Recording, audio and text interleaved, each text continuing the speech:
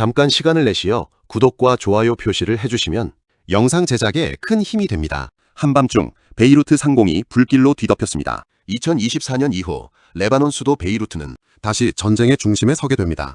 이스라엘은 레바논 남부와 베이루트 외곽을 향해 연이어 공습을 감행했습니다.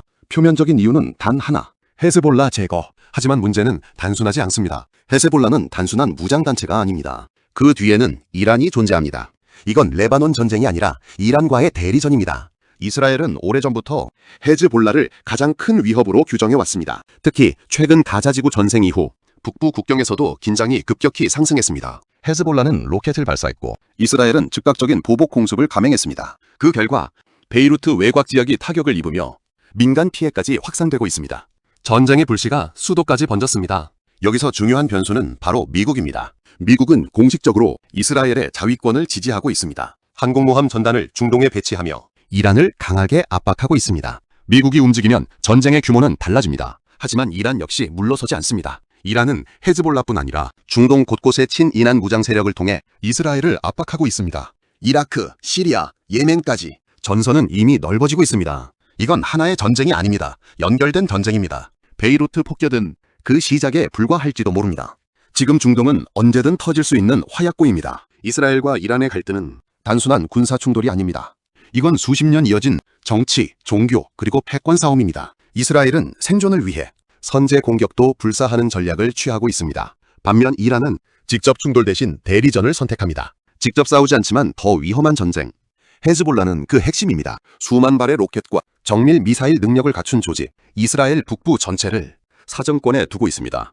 그래서 이스라엘은 베이루트까지 공격을 확대했습니다. 전쟁은 이미 국경을 넘었습니다. 하지만 국제사회는 점점 더 복잡한 입장을 보입니다. 미국은 이스라엘을 지지하지만 동시에 전면전은 원하지 않습니다. 유럽 역시 휴전을 요구하면서도 뚜렷한 해법을 내놓지 못하고 있습니다. 모두가 말로는 막고 있지만 실제로는 커지고 있다. 가장 우려되는 시나리오는 이것입니다. 이란이 직접 개입하는 순간, 그 순간 전쟁은 완전히 다른 단계로 넘어갑니다.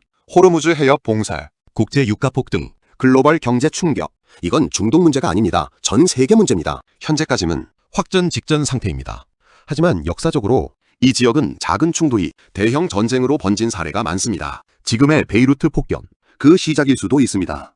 우리는 지금 역사의 한가운데에 서 있습니다. 이 전쟁은 멈출까요? 아니면 더 큰 전쟁으로 이어질까요? 베이루트 폭격은 단순 공습이 아닌 이스라엘 대 이란 대리전의 핵심 충돌입니다. 미국 개입과 이란 확전 여부에 따라 전면전 가능성이 커지고 있습니다. 이 전쟁은 중동을 넘어 세계 경제와 안보에 직접적인 영향을 줄 수 있습니다.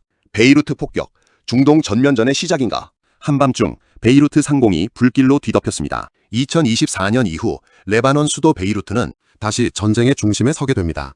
이스라엘은 레바논 남부와 베이루트 외곽을 향해 연이어 공습을 감행했습니다. 표면적인 이유는 단 하나, 헤즈볼라 제거. 하지만 문제는 단순하지 않습니다. 헤즈볼라는 단순한 무장단체가 아닙니다. 그 뒤에는 이란이 존재합니다. 이건 레바논 전쟁이 아니라 이란과의 대리전입니다.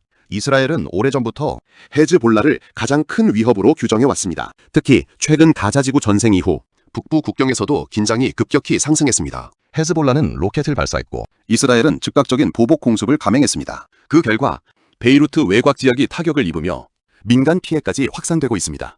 전쟁의 불씨가 수도까지 번졌습니다. 여기서 중요한 변수는 바로 미국입니다. 미국은 공식적으로 이스라엘의 자위권을 지지하고 있습니다. 항공모함 전단을 중동에 배치하며 이란을 강하게 압박하고 있습니다. 미국이 움직이면 전쟁의 규모는 달라집니다. 하지만 이란 역시 물러서지 않습니다. 이란은 헤즈볼라뿐 아니라 중동 곳곳의 친이란 무장 세력을 통해 이스라엘을 압박하고 있습니다. 이라크, 시리아, 예멘까지 전선은 이미 넓어지고 있습니다. 이건 하나의 전쟁이 아닙니다. 연결된 전쟁입니다. 베이루트 폭격은 그 시작에 불과할지도 모릅니다. 지금 중동은 언제든 터질 수 있는 화약고입니다. 이스라엘과 이란의 갈등은 단순한 군사 충돌이 아닙니다.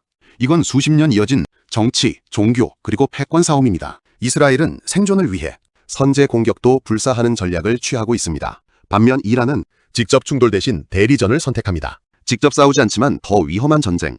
헤즈볼라는 그 핵심입니다. 수만 발의 로켓과 정밀 미사일 능력을 갖춘 조직, 이스라엘 북부 전체를 사정권에 두고 있습니다.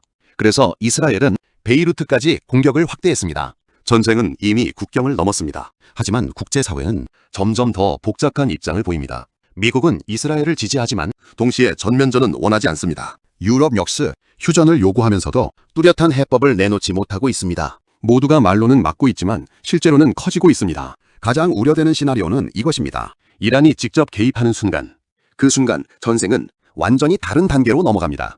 호르무즈 해협 봉쇄, 국제 유가 폭등, 글로벌 경제 충격. 이건 중동 문제가 아닙니다. 전 세계 문제입니다. 현재까지는 확전 직전 상태입니다. 하지만 역사적으로 이 지역은 작은 충돌이 대형 전쟁으로 번진 사례가 많습니다. 지금의 베이루트 폭격, 그 시작일 수도 있습니다. 우리는 지금 역사의 한가운데에 서 있습니다. 이 전쟁은 멈출까요? 아니면 더 큰 전쟁으로 이어질까요?